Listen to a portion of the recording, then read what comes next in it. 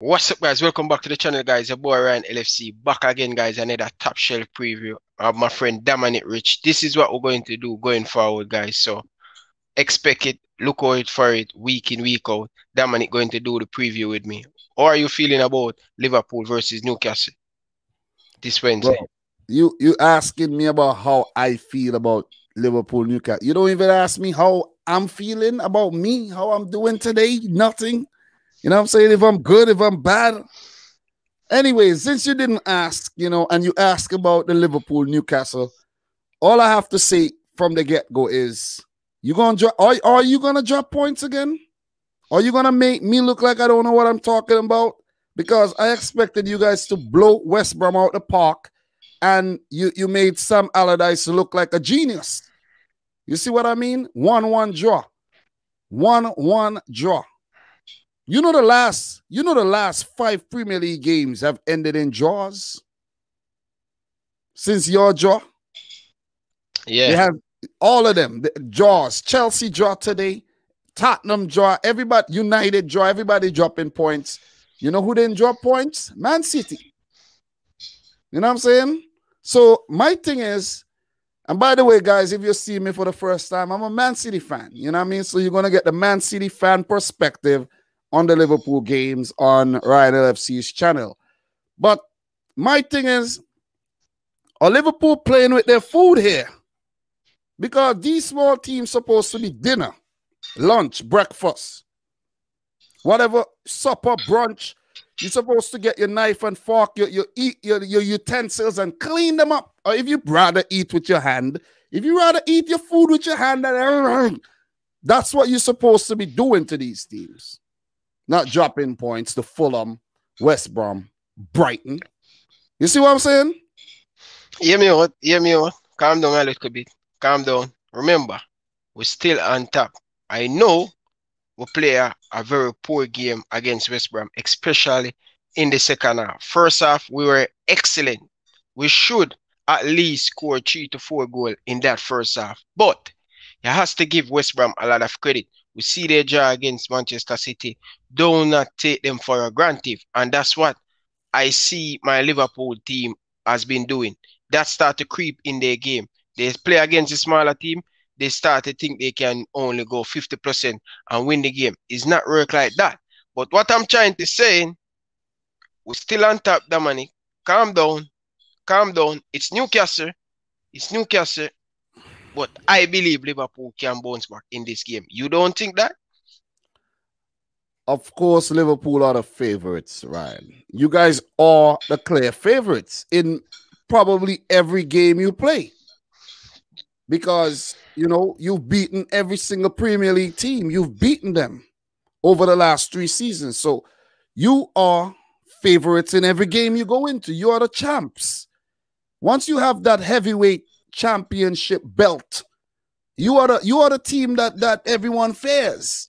The pressure is on you to deliver. But the question is, are you going to deliver?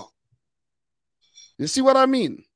Right about now with Newcastle, they've been going through a bad situation at their team where COVID-19 went through and ravaged their squad. And a few players are still feeling the after effects of, that situation. Even their starman, Alan Saint-Maximin, is in France right now. He's not even in England.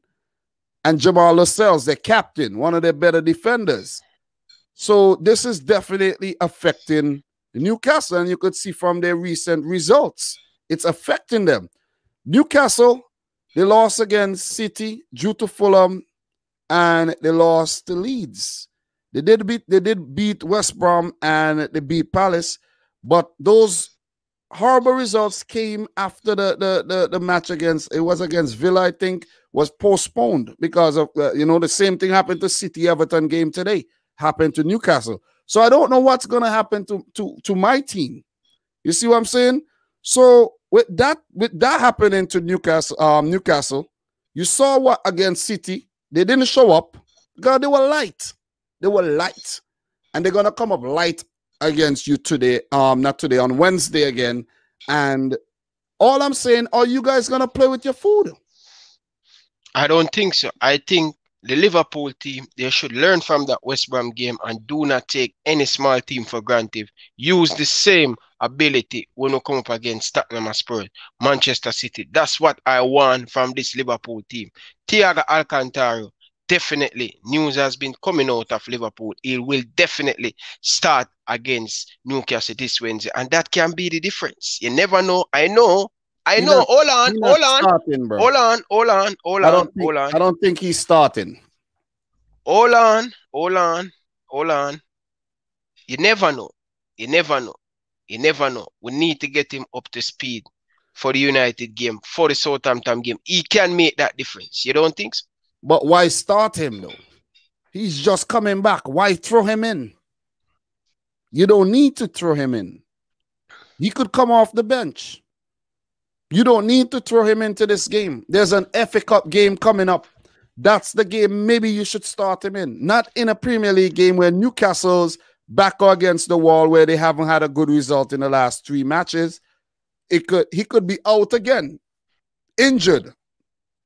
You know what I'm saying? Yes, I understand that. And, you know, you have a point. You have a point. But I am saying if he's fit, start him, play him 45 minutes, take him off back. But it's the same different. If you start him, if him start from the bench, coming on the pitch, it could be. I don't think so, bro. I think most managers do the opposite of what you're saying. Most managers, sometimes we say, why not start him if he's on the bench? But a lot of times you want to see what's happening. If you're running away with the game, you would throw him on because, okay, he'll go on and he'll have a nice, easy day because you're 3-0 up. But if you are trying to stay in the game or affect the game, you could put him on and he could get injured because he has to up his intensity. You would ideally want to play him in a game where everything is light, you know what I mean? Nerves are calm and everything. And I think the FA Cup game would be the perfect game to throw him on against a weaker opponent. You see what I mean? But before, I want to hear what you got to think in terms of your starting 11. But before we do that, let's just take a look at the last 10 fixtures between Newcastle and Liverpool. Liverpool have been dominating. The last 5 wins for Liverpool. Before that, 2 draws. Newcastle's last win against Liverpool came in 2015. That was the early days of Klopp.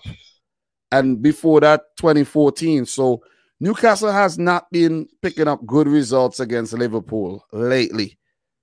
You want to know who played for Liverpool the last time you guys lost to Newcastle?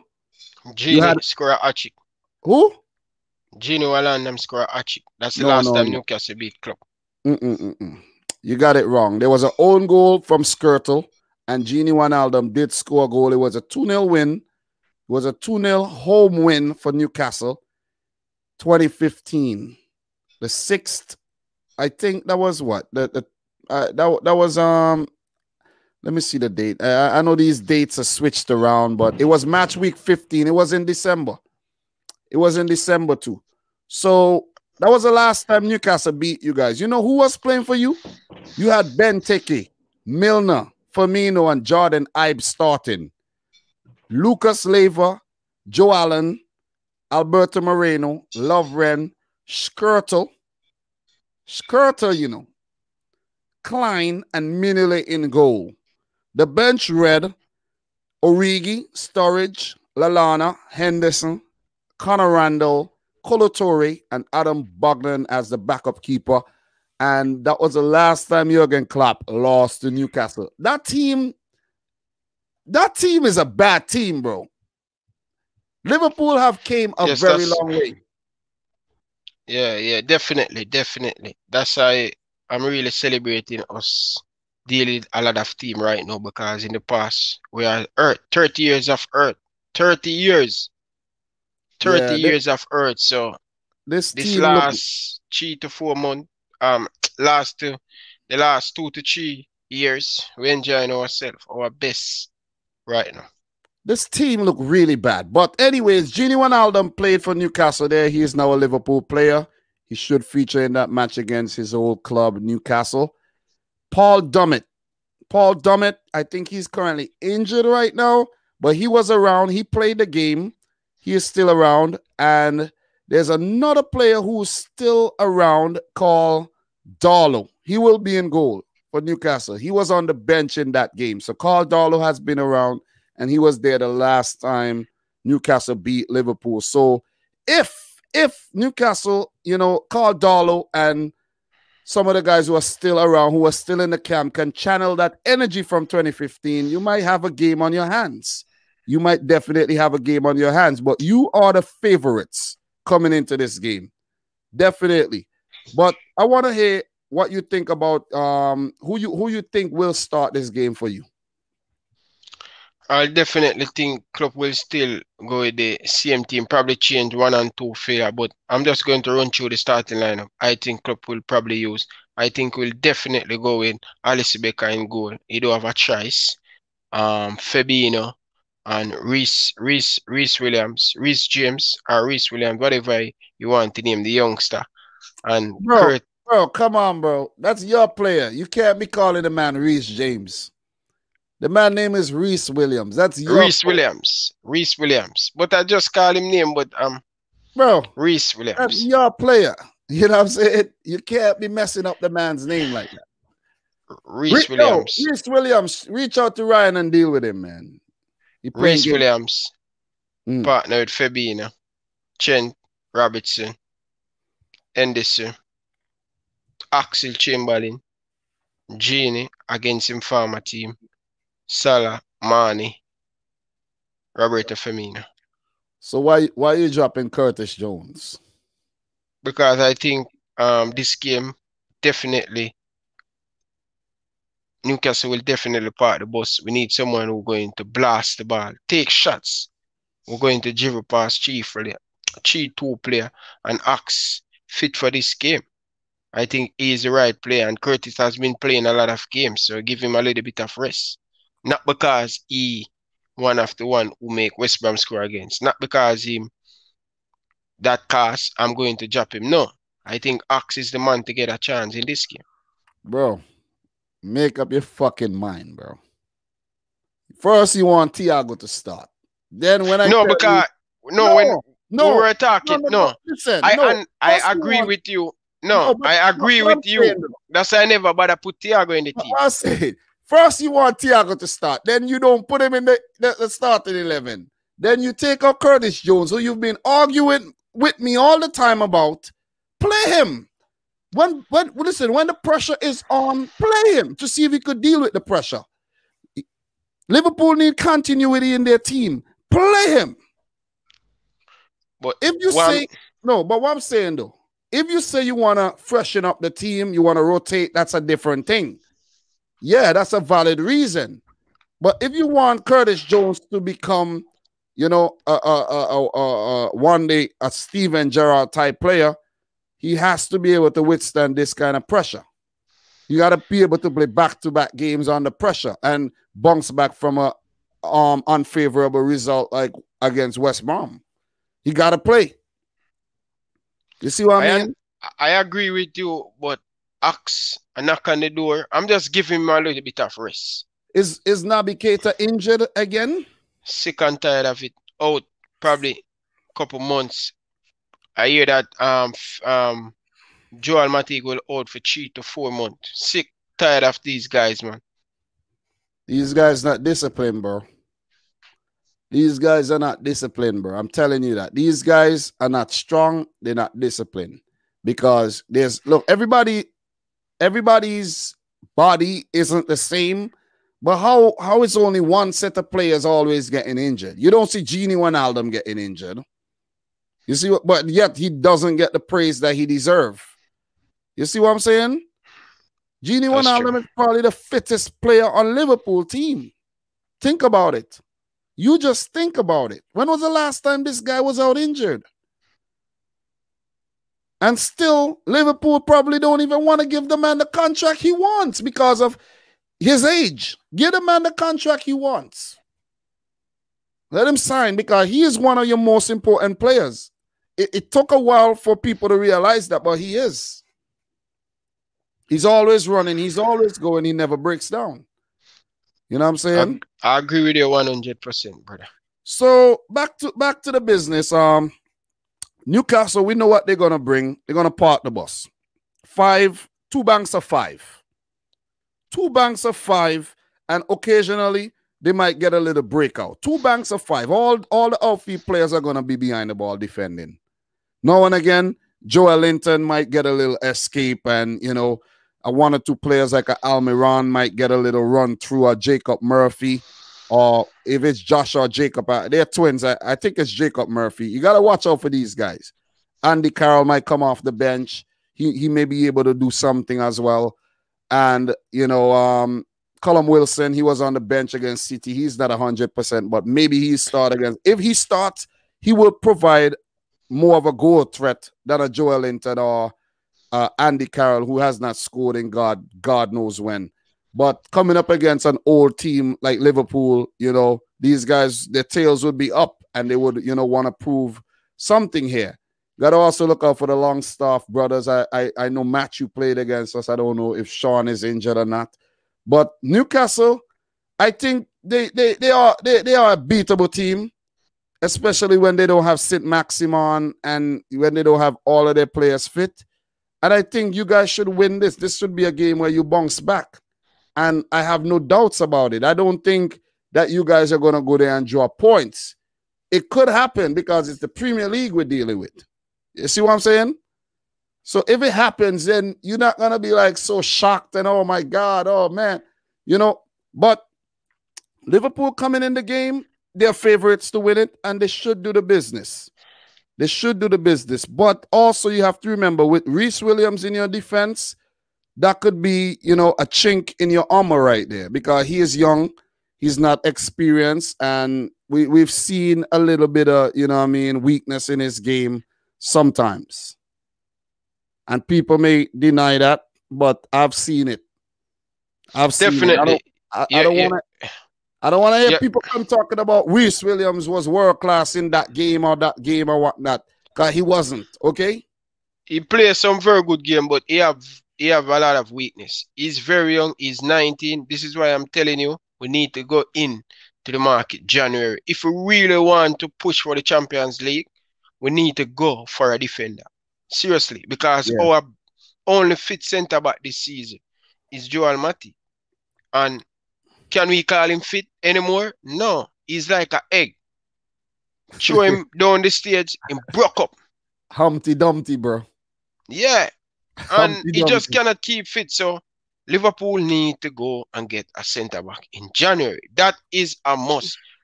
Klopp should have been preparing, and FSG should preparing that for the last 2 months, because we see that Joe Gomez is out and Virgil van Dijk is out.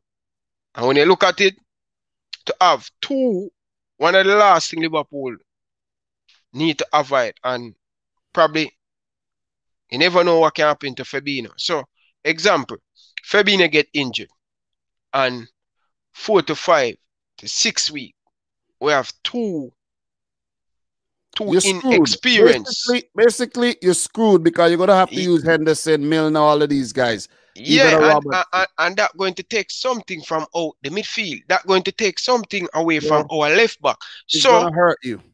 So, Liverpool cannot go a month without Fabinho injured, not into the team, man. It's ridiculous. So, I know Klopp is not a man who love to buy. I know him like to build.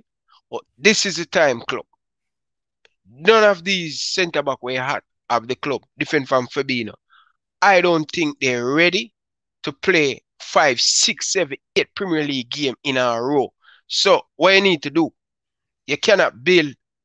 Go and get someone who's going to do the job right now. Now is the time. It's not every time you can build. But the thing is, the people that the players that Liverpool have been linked with are not finished products either. That's the thing. You know, they don't want to spend the money. You know, but with all that said, it was a nice little chat we had. We got to wrap it up. What's your prediction for the game? It's going to be very tough, and it's going to be close. 2-0 Liverpool.